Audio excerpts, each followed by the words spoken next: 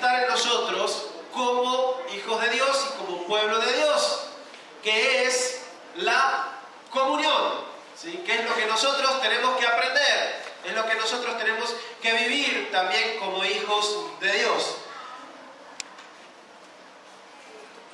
En la iglesia primitiva, y si nosotros prestamos atención, y le animo a que busque este pasaje que encontramos ahí, y cuando alguien lo haya encontrado, le animo a que lo pueda leer en voz alta, unos cuantos versículos, 5 versículos a tener en cuenta. Vamos a ver un estilo de vida, una forma en la que se desenvolvía esta primera comunidad cristiana. Encontró Hechos de los Apóstoles, capítulo 2, versículo 42 en adelante. ¿Quién lo tiene? ¿Quién se anima a leerlo en voz alta?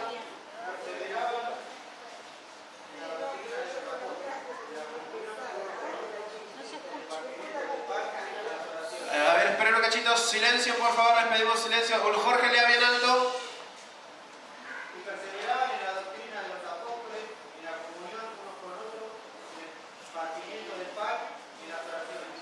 Amén. Y seguí leyendo, por favor, unos versículos más, hasta el 47 también. Y sobrevino temor a toda persona y muchas maravillas y señales eran hechas por los apóstoles. Y todos los que habían creído estaban juntos y tenían en común todas las cosas. Y vendían sus propiedades y sus bienes y los repartían a todos según la necesidad de cada uno. Y perseverando unánimes cada día en el templo y partiendo pan, en las casas comían juntos con alegría, sencillez de corazón, alabando a Dios y teniendo favor con todos los pueblos. Y el Señor añadía cada día a la iglesia los que habían de ser salvos. Amén. Allí vemos muchas características de la iglesia primitiva. Y si nos quedáramos solamente con ese pasaje, tendríamos mucho para aprender. Pero hay algo a mí que me sorprende o que me llama la atención dentro de toda esta historia, y es cómo la iglesia se va desarrollando en sus inicios, después de la visitación del Espíritu Santo en Pentecostés, y a partir de ese momento el pueblo comienza a reunirse. Y algo que es atractivo ahí de ver es que dice que los apóstoles tenían todas las cosas en común, pero también aparte se reunían y dice partían el pan en las casas. Hoy yo mencionaba en breves palabras que el hecho de partir el pan tiene que ver justamente con esto, con la comunión. ¿Sí? Usted no con cualquiera se sienta a comer en la mesa, y no cualquiera le abre las puertas de su casa, sino alguien quien usted confía o tiene menos algunos cuidados para justamente poder abrir la puerta de su casa. El partir el pan tiene que ver con esto, con comunión. Y Jesús, cuando se apareció a esos 2 discípulos que iban camino de Emaús ya medio decepcionados a causa de la pérdida de su maestro, también en un momento que estaban con Jesús partiendo el pan se dieron cuenta allí que Él era Cristo, porque habían estado también sentados con Él en esa mesa donde todos juntos habían estado también compartiendo esa última cena. Y aquí vemos en la iglesia primitiva ese ejemplo de una vida en comunidad, en donde muchas cosas comenzaron a pasar, donde había milagros, donde había maravillas, y dice que la iglesia era de tal manera que el Señor iba añadiendo a esa iglesia a aquellos que iban a ser salvos. Ya en esa iglesia que vivía esa comunión es donde muchos se iban añadiendo. Y es por eso que nosotros también tenemos la necesidad de aprender esto. El partir el pan es sinónimo de comunión, y nosotros tenemos que aprender a vivir como iglesia también en comunidad. Le mencionaba el Salmo hoy, que es cuán delicioso es habitar los hermanos juntos en armonía. Esto es algo por lo cual tenemos que trabajar, es algo por lo cual tenemos que luchar día a día, y tiene que ser constante. No es estoy un ratito con mi hermano, qué lindo es estar un ratito con mi hermano. No, cuán lindo es habitar junto con mi hermano, y cuán difícil es también. Por eso es que tiene que ser una disciplina, y es por eso que tiene que ser un trabajo de parte de cada uno de nosotros para poder vivir como una comunidad, como un pueblo de Dios, que ese es el plan de Dios también. Nos hizo parte de un pueblo que más adelante lo vamos a estar viendo también, pero es la necesidad de que nosotros luchemos para vivir en comunidad. Pero muchas veces hay cosas que atentan, ¿sí? Que vienen a tratar de derribar, que vienen a tratar de molestar la comunión que tenemos que vivir como hermanos y como hijos de Dios. Y esto lo podemos aplicar tanto en la iglesia como lo podemos aplicar también para nuestra vida en nuestra familia, nuestra vida social con aquellas personas con las que compartimos tiempo, y a veces comienzan a aparecer problemas en nuestras relaciones. Y si bien no es la mejor forma de expresarlo, como lo vamos a leer aquí, pero es la mejor manera de poder entenderlo, voy a usar las siguientes palabras. Cuando nosotros nos acercamos a otras personas, cuando nosotros nos acercamos a alguien, siempre nos va a pasar algo. Nos vamos a encontrar con dos tipos de personas que eso puede producir en nosotros distintos efectos.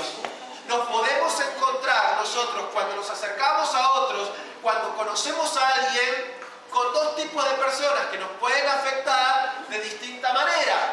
Nos podemos encontrar con alguien que es peor que nosotros, ¿sí? Perdone que use esa expresión, pero no es la mejor forma de expresarlo, como le decía, pero es la mejor forma de poder entenderlo. Nos podemos encontrar cuando nos acercamos, entramos a la iglesia, escuchamos a alguien cantar, o en nuestra casa, en nuestra familia, en nuestros amigos, en el trabajo. Nos podemos encontrar con personas que nosotros creemos que son peores que nosotros, y eso va a producir un efecto. O nos podemos llegar a encontrar con alguien que consideramos, vemos que es mejor que nosotros, y eso también va a producir en nuestra vida un efecto. ¿O no es así? A medida que nos relacionamos con personas, vamos a encontrar personas que son mejores que nosotros en ciertos aspectos, y disculpe la palabra, pero también vamos a encontrarnos con personas que son peores que nosotros, en distintas cosas. Y a veces esto puede intercambiar, no tiene que ser general, pero tal vez en lo que yo no pueda hacer voy a encontrar a alguien que es mejor que yo, y eso algo produce en mi vida. O tal vez si yo sé hacer algo con efectividad, algo bien, y encuentro a alguien que no es tan diestro en eso, también va a producir algo en mí, determinadas cosas. Por ejemplo, si me encuentro con alguien mejor que yo, ¿qué cosas puede producir? Y no sé todas las que pueden llegar a producir en cada uno de nosotros, pero aquí solamente tengo algunos ejemplos. Cuando nos encontramos con alguien mejor, podemos llegar a sentir, ¿qué cosa? Me gustaría tener eso. No solamente me gustaría tenerlo, quiero tener eso que tiene esa persona. Y tal vez no es para mí, pero quiero tener eso. ¿No le ha pasado alguna vez? ¿Le ha pasado? Puede producir celos. Son dos cosas diferentes. Los celos es enojarme porque el otro es mejor que yo, y la envidia es querer tener eso. ¿Sí? A veces solamente nos enojamos y decimos, ay, nos desilusionamos y nada más, estamos un poco celosos porque llama más la atención el otro que yo, o podemos tener envidia de querer tenerlo realmente, de querer que sea nuestro, y de tratar de hacer todo lo posible para que lo esté más visto él y esté visto yo. Produce en nosotros determinadas cosas las personas con las que nos encontramos. Produce competencia, a veces tratamos de competir, y a veces esto lo tratan de generar. En Argentina no tanto, no conozco a ciencia cierta el sistema educativo argentino, pero en Estados Unidos sí soy consciente de esto, que en el sistema educativo está puesto siempre un nivel de competencia. Dentro de los grados y dentro de las universidades aún más, siempre al mejor alumno, el profesor cuando llega al grado en las primeras clases se da cuenta quién es el que está más avanzado enseguida nomás después de los testeos, y lo pone como referencia, y todos los demás tienen que competir contra él. Cuando esa persona es superado, otro pasa a ser la referencia, y siempre hay una competencia por delante para tratar de ser el mejor, y eso después transportado a la sociedad, imagínense lo que pasa. Y también cuando nosotros vemos que hay alguien mejor que nosotros y no nos gusta, tratamos de competir contra esas cosas. A veces nuestro trabajo nos obliga a hacerlo, y a veces nuestra humanidad nos lleva a vivir de esa manera. También puede llegar a producir una de las cosas, murmuración, cuando nos encontramos con alguien mejor que nosotros. Y ya empezamos a hablar, ¿verdad? Y dice, ¿será que realmente es así? ¿Que puede hacer esto? ¿Que no? ¿Que lo otro? ¿No será que esto dónde lo sacó? ¿Por qué lo hace? O nos podemos encontrar con alguien que es peor que nosotros, y puede producir también en nosotros otros efectos, como por ejemplo, orgullo, ¿sí? No hay nadie mejor que yo. Ya brillo más yo que otra persona. No hay nadie mejor que yo, ya nos enorgullecemos por esto. Puede aparecer la vanidad, puede aparecer también el menosprecio, pensar que yo soy el único que sirve, los demás no sirven para nada. O puede aparecer también la murmuración, y empezar a criticar, empezar a hablar mal de aquellos que nosotros pensamos no califican. Estos son algunos de los ejemplos de pecados, de errores empiezan a aflorar en nosotros cuando nos empezamos a relacionar con otras personas. Y esto se produce, o dígame que no le ha pasado alguna vez. ¿No le ha pasado nunca encontrarse con alguien mejor o peor que usted y empezar por dentro suyo a decir, yo soy mejor, yo soy peor, yo quiero eso, yo no lo quiero, esto no sirve para nada? Y de esa manera se producen en nosotros esos sentimientos. Y dentro de la iglesia también pasa, también sucede. Pero como a veces disfrazamos todo de espiritual, pensamos que estas cosas son naturales o están, y no nos damos cuenta que también es un error. Y estas son las cosas con las cuales nosotros tenemos que luchar para poder vivir una vida en comunidad y para poder vivir como hermanos dentro del pueblo de Dios. Tenemos que empezar a luchar contra estas cosas que provienen de nuestro corazón. Pero muchas veces sucede, queridos hermanos, que este problema de nuestra relación con los demás pasa y ocurre, suele salir a la luz, se genera cuando en nuestro interior hay cosas que todavía no están resueltas. Si nosotros nos acercamos a otra persona, si nosotros nos acercamos a los demás y comienza a producir en nosotros algunos de los efectos que hemos mencionado anteriormente, no puede ser tanto por lo que la otra persona nos produce o no, sino por lo que hay adentro de nuestro corazón todavía no resuelto. Y por eso es que puede haber orgullo, es que puede haber envidia, es que hay celos, es que hay vanidad, es que muchas veces criticamos y tratamos de producir daño en el otro, o porque nos supera, o porque queremos ser mejores que ellos, o porque ya nos pensamos mejores que ellos. Son problemas de nuestro interior. Entonces, el punto a atacar y el punto a tener que trabajar en nuestra vida para poder vivir en comunión con nuestros hermanos y poder vivir bien en comunidad es primero apuntar a nuestro corazón. La palabra del Señor dice en Mateo 22, versículo 39, ama a tu prójimo como a ti mismo. Y creo que aquí también hay un orden necesario, queridos hermanos. Hay que empezar a amarnos a nosotros mismos primero para poder amar también después a los demás. Muchas de las cosas que nosotros exteriorizamos son problemas de nuestro interior, problemas no resueltos en nuestro corazón. Y nuestros problemas de relación con otros también a veces están afectados porque nosotros no sabemos ni relacionarnos con nosotros mismos. No sabemos vivir con nosotros mismos. Nos cuesta luchar con nuestra propia personalidad. No nos aceptamos, no nos perdonamos, no nos sentimos útiles, no nos sentimos aptos. Tal vez esas cosas, esos sentimientos están sembrados desde hace mucho en nuestro corazón, pero nuestros problemas de relación con otros siempre van a estar afectados seguramente por algo que hay en nuestro interior. Y es ahí el lugar que yo le animo a que podamos apuntar, queridos hermanos. Es necesario empezar a amarnos a nosotros mismos para poder luego amar a los demás. Y para esto vamos a tener que poner en práctica, y para esto vamos a tener que poder traer también a nuestra vida algo que nos cuesta mucho a nosotros decir. Aquí les voy a poner un ejemplo. ¿Cuántos de ustedes? Acá hay varias maestras, ¿no? Maestras, buenos alumnos, maestra, buen alumno, allá alumnos de buen promedio. Bueno, les tengo una tareita para ustedes. Acá tengo unas palabras bastante difíciles de pronunciar y quiero pedirle a ver que ustedes se animen a pronunciarla. Sexo ribonucleico. ¿Cómo? Es una de las palabras que está comprobada, una de las palabras del español más difíciles de pronunciar. ¿Cómo es? Muy bien. Tengo otra para ustedes. ¿Cómo es? A ver, ¿quién se anima a decirla acá en el micrófono bien clarito? Sin repetir, sin soplar. Muy bien. Y ahora creo que esta es la más difícil que nosotros tenemos a veces para pronunciar. ¿Se anima a pronunciar esta palabra? Y esta es la palabra más difícil con la que nosotros a veces nos encontramos. Frente a las otras dos, creo que la última a veces suele ser la más difícil. Y esto es lo que nosotros tenemos que empezar a incorporar, queridos hermanos, para vivir en paz con otros y para vivir en paz también con nosotros mismos. Necesitamos que el perdón comience a tomar lugar en nuestra vida. Si nosotros queremos empezar a llevarnos bien con nosotros mismos y con los demás, queremos aprender a vivir en comunidad, no puede faltar el perdón. le animo a que esta palabra se la estudie, se la estudie, se la estudie, se la estudie y le salga fácil. Pero no le salga solamente palabras sueltas al aire, sino que realmente las podamos decir siempre con nuestro corazón. La palabra a veces más difícil para el ser humano y para los cristianos decir es perdón. Y es una palabra que tenemos que aprender a pronunciar. Una de las conductas que tiene que estar presentes para poder vivir en comunidad es el perdón, queridos hermanos. Si no hay perdón, no puede haber vida en comunidad, porque lamentablemente siempre va a haber alguien que va a producir en nosotros algo que nos va a doler.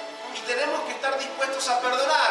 Y más si todas esas cosas que se generan se producen por algo que no está resuelto en nuestra vida. Y al primero que vamos a tener que aprender a perdonar es a nosotros mismos. La palabra dice, amarás a tu prójimo como a ti mismo. ¿Te amás a vos mismo? Es una pregunta que quiero hacerte en esta mañana. ¿Te amás a vos mismo? ¿Te aceptás a vos mismo así como sos? ¿Te valorás como persona? ¿Realmente está todo resuelto en tu interior? Que si eso no está resuelto, no vamos a poder amar a los demás. Porque de la manera que nosotros nos tratamos, dice la palabra que nosotros tenemos que amar a nuestro prójimo, como a nosotros mismos, y a veces se ve, nuestras palabras, nuestras conductas que salen hacia afuera es porque nosotros mismos tenemos esos problemas de autoestima, o tenemos esos problemas en los que a veces nos sobrevaluamos o nos tiramos para abajo.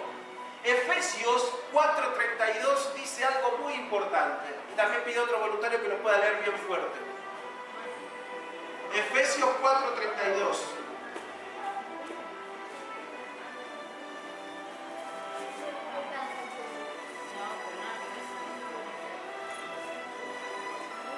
¿Lo encontraron? Efesios 4:32.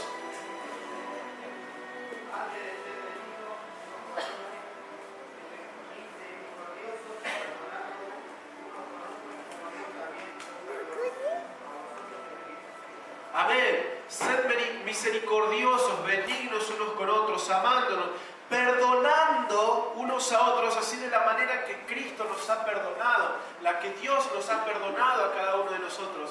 Hermanos, a veces nosotros no nos damos cuenta de que Dios ya nos perdonó y a vos también Dios te perdonó. Entonces, ¿por qué nos culpamos todavía por las cosas que Dios ya nos perdonó? ¿Por qué seguimos luchando contra todas aquellas cosas y nosotros tirándonos abajo y haciéndonos daño por cosas que Dios ya nos perdonó? Dios ya te perdonó, por eso perdonate vos también a vos mismo.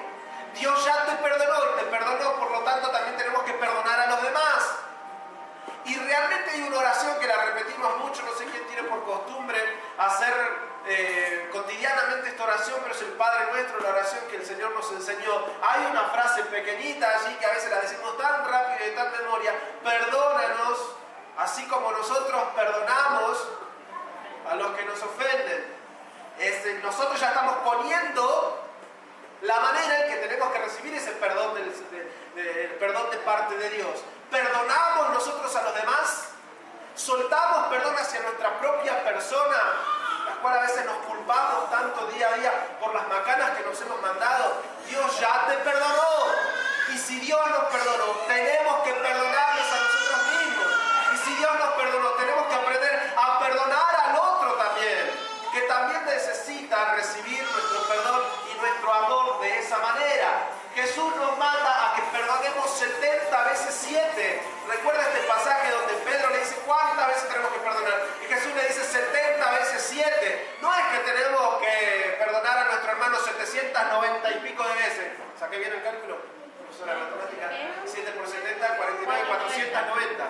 490, no es que tenemos que perdonar a nuestra, literalmente eso, sino que habla de una exageración para que nosotros entendamos que tenemos que perdonar a nuestro hermano todo lo que sea necesario perdonar. Todo lo que sea necesario perdonar. No alcanza con hacerlo solamente palabras para afuera, sino todo lo que tenemos que perdonar, tenemos que hacerlo. Y de la misma manera, a cada uno de nosotros, todo lo que sea necesario perdonarte a vos mismo, perdonátelo, porque Dios ya te perdonó. No te sigas castigando, no te sigas culpando. ¿Sí? Esto es algo que muchas veces traemos por costumbre, traemos por herencia y hasta espiritualmente se ha sembrado en América Latina, ¿sí? Acerca de una corriente, ¿sí? ¿sí? Acerca de una corriente en donde nosotros como personas, como seres humanos, somos malos y necesitamos castigarnos a causa de lo que hemos hecho. No tenemos que castigarnos más, porque Dios ya pagó el castigo que nosotros merecíamos. Por todas esas macanas que nos mandamos, sí, erramos. No es que tenemos que negarlas, tenemos que aceptarlas. Hemos fallado. Yo fallé. Yo fracasé. Le hice daño a los demás. Pero no ganamos nada con no perdonarnos. Cuando ese castigo ya lo asumió Cristo en la cruz. Hoy lo que nosotros tenemos que decir es: yo me perdono porque Cristo pagó por mí todas esas macanas que me mandé. Y para con los demás también. Dios pagó por el error de mi hermano. Dios asumió el castigo a través de su Hijo. Y aunque a mí me gustaría muchas veces cortar la cabeza, queridos hermanos, Cristo ya derramó su sangre, mi hermano no necesita derramar más sangre. Cristo pagó el precio, ya mi hermano no lo tiene que hacer más. Y necesito aprender a perdonar. Y si bien a veces nosotros pensamos que perdonar es tener que olvidar, perdonar es tener que aceptar, perdonar es tener que pasar por alto, no significa ninguna de esas cosas. Esas son otras cosas totalmente distintas. Por supuesto, como dice el dicho, ¿sí? El que se quema con leche después ve la vaca y llora. Pero son dos cosas diferentes. No es que a usted no le haya dolido, no es que haya estado mal. Cuando a alguien le produce un daño y usted perdona, usted no está diciendo: listo, lo que vos me hiciste no pasó nada. Claro que dolió, claro que estuvo mal, pero aún así decido perdonar. Soltar perdón, derramar amor, como la palabra del Señor nos enseña. Y tiene que ser esto hasta la exageración. Por eso 70 veces 7, dice el Señor Jesucristo a través de sus palabras. Para poder experimentar, queridos hermanos, una vida en comunidad, es necesario estar dispuestos a perdonarnos, porque usted va a fallar como persona. Pero también usted tiene que estar dispuesto a perdonar, porque otros seguramente le van a fallar a usted. La palabra del Señor nos dice: maldito el hombre que confía en el hombre. No piensas que tu hermano, que tu esposo, que tu marido, que tus hijos nunca se van a equivocar. En algún momento se van a equivocar y eso te va a hacer doler. Y es ahí donde vamos a tener que incorporar el perdón. No somos perfectos. Estar dentro de una iglesia no nos hace perfectos, puros y sin mancha. Estar ahí arriba no nos hace perfectos, santos, inmaculados. Estar sentados aquí no nos hace perfectos, santos, inmaculados. Tenemos que estar dispuestos nosotros, para poder vivir en comunidad, a perdonarnos, pero también a perdonar a los demás. Y si no empezamos por casa, muy difícilmente lo vamos a poder hacer con otros. Y a veces nos cuesta perdonar a los demás porque todavía hay cosas de nuestra vida que aún no están resueltas. ¿Y cómo vamos a darle al otro lo que no tenemos? No se puede dar a los demás lo que nosotros no tenemos. Por eso yo quiero animarle, querido hermano, a que usted comience a trabajar en su vida también. Y esto es necesario para poder vivir como comunidad, como una iglesia de gloria, una iglesia en poder, realmente estar dispuestos a perdonarnos y a soltar el perdón hacia los demás. Y que sea el Señor el que siempre se haga cargo de esa situación. Con esto no quiere decir que yo me olvido, que yo dejo, que no me va a doler, que voy a permitir que todo el mundo me haga daño. No significa eso. Son otras cosas totalmente distintas. Una cosa es poner la otra mejilla y otra cosa es, perdonen la expresión, la pavada. Una cosa es poner la otra mejilla y otra cosa es permitir que yo sea un trapo de piso. Son cosas diferentes. Son cosas que se distancian unas de las otras. Pero, queridos hermanos, una vez más, le vuelvo a hacer este llamado. Tenemos que estar dispuestos a perdonarnos. Tenemos que estar dispuestos a perdonar. Porque sin ir mucho más lejos, usted mismo seguramente se ha causado daño. El que está a su lado, con él un poquito, seguramente también le ha hecho un daño. No tenemos que ir muy lejos. Ni siquiera tenemos que venir a la iglesia a veces para encontrarnos con alguien que tenemos que perdonar. Ya en nuestra casa seguramente vamos a tener a varios que tenemos que perdonar. Ya tenemos para ir ejercitando. Ya cuando nos levantamos nomás o cuando estamos durmiendo, seguramente que nos sacaron la frazada y vamos a tener que estar dispuestos a perdonar. Entonces, queridos hermanos, es necesario que el perdón esté siempre en nosotros. Es una palabra difícil de que salga de nuestro corazón. Pero así como Cristo pudo decir, colgado en una cruz: Padre, perdónalos porque no saben lo que hacen. De la misma manera nosotros tenemos que aprender: Señor, yo perdono. Me duele, me lastimó, pero no es mi carga. No soy yo quien tiene que custodiar esto. No soy yo quien tiene que cargar con ese rencor, con ese odio, con todas esas cosas. Ya Cristo asumió el pago. Y Cristo va a saber bien de qué manera hay que seguir actuando. Es por eso, querido hermano, que en esta mañana yo le hago esta convocatoria. Hoy podemos vivir una vida plena en comunión con nuestros hermanos. Debemos trabajar en ello, por eso se trata de una disciplina. No es algo que nos va a salir fácil, pero hay que trabajarlo. Y lo esencial para el perdón, lo esencial para esto es el perdón. Y hoy les animo a que lo podamos experimentar. Es un trabajo, es una palabra difícil que va a brotar de nuestro corazón, pero tiene que estar presente. Y si no está presente nos va a costar. Porque siempre a veces nosotros somos o demasiado orgullosos o nos tenemos demasiado en poco, o a veces no queremos aflojar, no queremos soltar. Es necesario que comencemos a experimentar el perdón. Es necesario que en nuestra vida esto esté presente. Y queridos hermanos, muchos de nosotros tenemos que aprender a vivir esto de esta manera. En nuestra casa, en nuestro hogar, en nuestra relación con nuestros padres, con nuestros hijos, con nuestros hermanos, relación con nuestros conocidos, con nuestros patrones, con nuestros empleadores o con nuestros empleados, con las personas de estima que a veces nos han dañado, también las teníamos en tan alta estima y hemos visto sus errores y eso nos ha producido daño. En todos los aspectos de la vida tenemos que aprender a perdonar. Tenemos que aprender a soltar perdón. Si no lo hacemos, no vamos a poder seguir hacia adelante. Porque siempre va a haber personas que a usted algún daño le van a producir. O usted mismo se va a producir algún daño. Y si no estamos dispuestos a nosotros decir, yo no tengo que cargar con esto, ya Cristo lo cargó. Si no asumimos esa responsabilidad, si no tenemos esa conducta, muy difícil se nos va a poder seguir haciendo, seguir hacia adelante. Y esta es la convocatoria que yo quiero hacerles. No solamente tenemos que aprender a adorar a Dios, tenemos que aprender a vivir en comunidad. Y como eje central de la vida en comunidad, tiene que estar en nosotros la gracia de Dios, el perdón. Y si esa gracia no está presente, muy difícilmente se nos haga práctico vivir con otros, compartir con otros. Por ello, apele a la gracia de Dios, vivamos la gracia de Dios, vivamos el perdón de Dios en nuestra vida y ministremos el perdón a los demás de la manera que Dios ha ministrado perdón sobre cada uno de nosotros. Amén. Yo quiero animarle a que usted pueda ponerse de pie en esta mañana.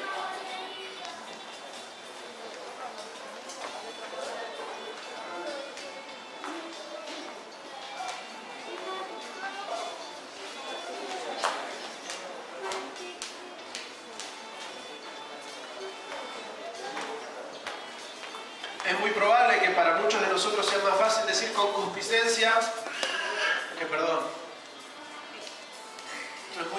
Tal vez sea una tarea muy difícil, pero queridos hermanos, yo le animo a que en este momento usted pueda tener un tiempo de encontrarse con Dios y de pedirle, Señor, enséñame.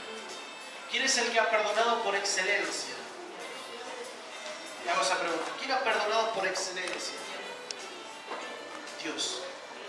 Si hay alguien que nos puede enseñar a vivir esto, es el Señor.